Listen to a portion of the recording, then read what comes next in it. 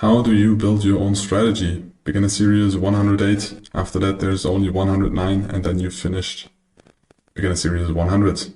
We'll continue until beginner series 700 or 800. So, it is important that you know how to build your own strategy. Yes, you will learn our strategy, yes, you will learn our setups, and yes, you should try to trade that strategy, but the most efficient and long-term successful way will be that you combine this either with your own stuff or you create your own strategy, because that way you will have trust, you will have adapted the strategy to your personality, to the time you can spend in the markets, to the way you view the markets, to the assets you want to trade. So, how do you build your own strategy? Step 1, you need an idea. Either you analyze just price, either you analyze just volume, either you combine it, you just analyze fundamentals, or you work in a logistics company and you think about, oh, we have some data that is maybe publicly available of logistic companies in your company, but also other companies because they are published in statements. And then you start to analyze those numbers and combine those logistic numbers of all the companies in Germany and analyze them, and then try to build a strategy out of this with logistic companies that are maybe traded in the country next to your country, because maybe there's a time delay between the logistics of your country you're living in or you're working in and the company next to your country, because most likely there's an interconnection of the economies.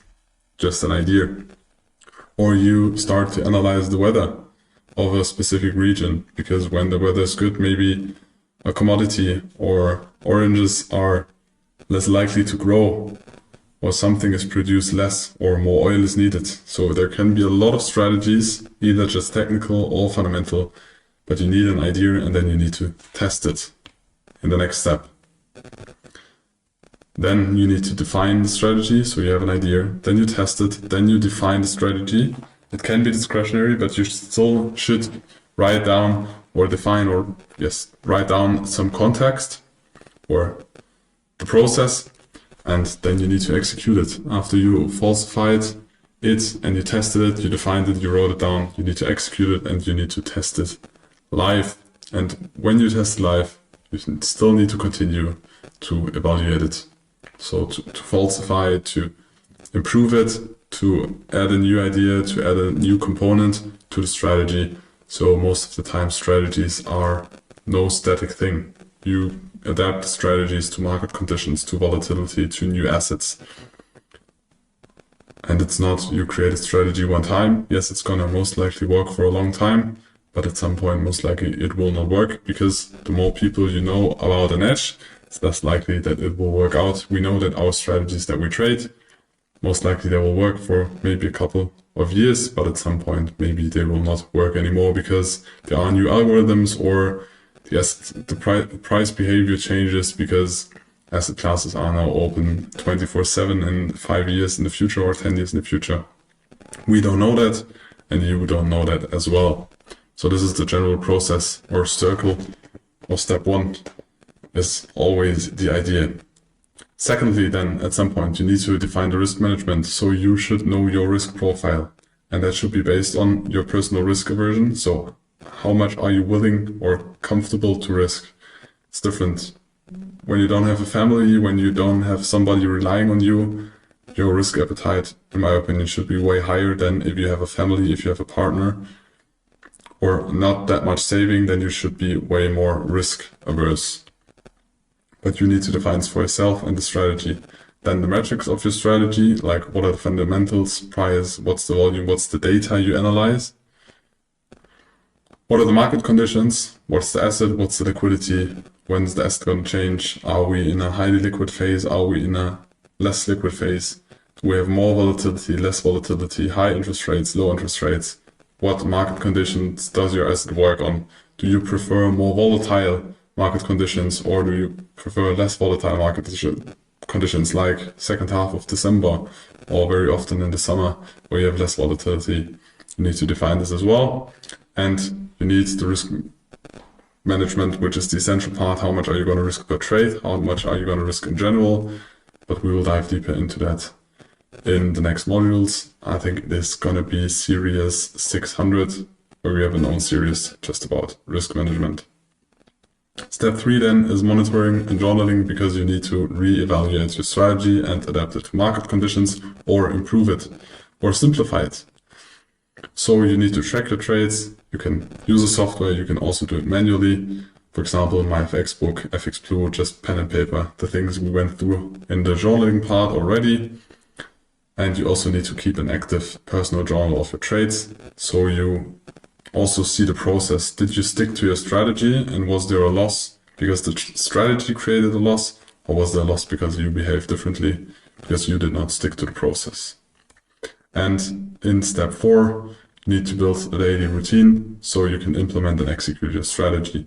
It's more easy if it's an algorithmic strategy, but most of the time it is not. So you need to make sure that you show up. And in this example, we created a example of routine, and that routine kind of I was sticking to for 1.5 years. When I decided for myself I want to spend a lot of time in the markets or with the markets, to understand the markets, to get a feeling for the markets. Nowadays it's not that intense anymore, because I also focus on other projects. But I think if you start and you have the possibility to do that, try to spend as much time in the markets. But the most important thing is that you have a routine, that you show up daily and do the same tasks or the same things daily. So for example, 6:30 to 7:30, you just wake up, breakfast, coffee, go for a walk, do some sports, whatever, time for yourself. 7:30 to 8:30, you prepare for the markets, you check what happened overnight. Are there any news? Because somebody is always awake on planet Earth, and that has an influence on the markets. So when we sleep, you still need to know what happened on the other side of the Earth. 8 to 8:30, maybe there is a first trade. If there are news, if there are no news, most likely there's no trade, because there's still less volume if you trade European products. Again, it depends on what assets you trade. 8:30 to 9, you do the technical analysis, you prepare for the day. In our case, we prepare our day trading zones, where we have areas of interest where we want to trade. 9 to 12, you trade, you wait for setups, you analyze the markets. Sometimes you just sit there for 3 hours and there is no setups. That's fine. And the more time you spend, or the more you implemented the routine, the more you can do other tasks when you see there is no setup, because then you have your alarms and then you know when you need to check for the markets. But in the beginning, it can be very beneficial just to stare at the markets and analyze the markets. But very important, just because you analyze the market, it doesn't mean that you need to do anything. Very often trading is just waiting. From 12 to 14 or 2 p.m, lunch break, get away from the PC. At some point you're gonna get very drained, because you stare at the screen, you need to make a lot of decisions in trading, you need to analyze, and this needs a lot of brain capacity. At some point you need a break, you need a reset, you need to get some food. Very often I went for a walk, because then my brain was I had a small reset after that. I had new energy. Most of the time I had some food, and then I went for a walk. But very important, get away from the PC. Don't check the charts on your phone. Just get away. Then 2 p.m. to 6 p.m, you have the US trading session. For us European people, depending on where you live, there you have another trading session in the morning. For us Europeans, we have the European session, so I traded the European products or assets. You can also trade them in the afternoon, but in the afternoon then I focused more on the US assets, stocks, or futures.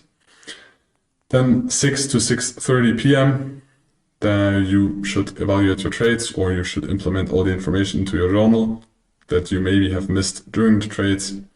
And then after that, of course, you need some lunch, you need some time for you, maybe spend time with friends, but also can be very interesting at the beginning when you learn to check the market close. So to see what happens at the end of the day, what happens when a lot of action in the closing auction starting. Maybe you can trade it, or you just watch what's happening there to get a feeling for the asset, to get a feeling for the markets.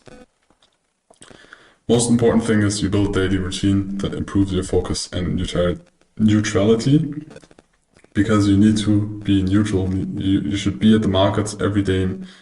it should be nearly the same. Your emotional status and the focus or the way your mood is, the way your energy level is, because if your energy level and your mood and your emotion changes every day, your decision is going to be different. And trading should be repetitive or kind of repetitive to quantify it or to have a good trading strategy and to have the possibility to decide to make high quality financial decisions multiple times a day. And for this, you need focus, you need clarity, you need to be emotional, stable or neutral. And if you're not, this will influence your trading and it's not good. So build a routine, stick to it. It does not need to be as extensive as this because you're going to have work, you need to study, you go to school, whatever you're doing with your family. It's just an example. Reduce it to the way you do. If you start new, this can be a very efficient one. And feel free to use cognitive enhancers. For example, in the morning, I had a lot of caffeine before I traded because then I realized that I was more focused, but I stopped consuming caffeine most of the time. Until lunch, I consumed caffeine and then I stopped because otherwise I had bad night's sleep and then I would not wake up in the morning after. And then I was late at the markets. I wasn't able to prepare as good. All this has influence in your trading decisions. And you should always include physical activity, either in the evening or go for a walk on the lunch. You need physical activity, otherwise you're not going to be healthy. And when you're less healthy, you're going to make worse decisions most of the times. Now we continue with the last part of Beginner Series 109, how to build your individual trading success.